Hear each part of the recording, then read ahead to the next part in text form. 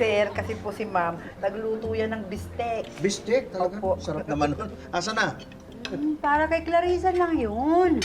Kasi yung anak mo, nag-order dun sa cafeteria nila, hindi raw masarap katulad ng ginagawa ko, kaya pinagluto ko. Grabe naman. Buti pa yung anak mo wala dito, makakatikim ng bistek mo.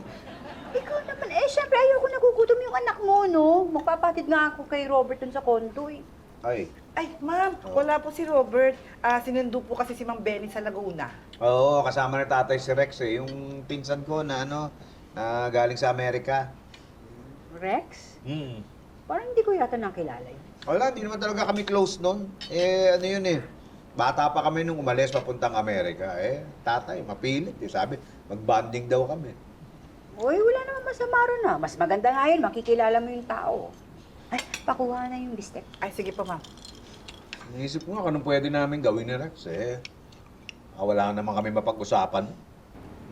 Tay, magkita na kayo ng sine para hindi na kayo kailangan mag-usap. Ay, pwede. Oh, ginagawa ko yung kara pag nahihirapan ako sa English sa kanya. Ikaw talaga. Ikaw na maghatid sa nanay mo para makatikim na ng bistek ng kapatid mo. Sige po. Ma, okay na po to?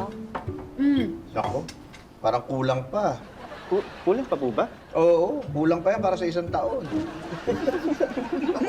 Dami-dami na. Hindi ako pwede tumikim. Dali yan. Oo, nga lang eh. Dami So, kahit sibuyas lang. O sige, kumuha ka sibuyas.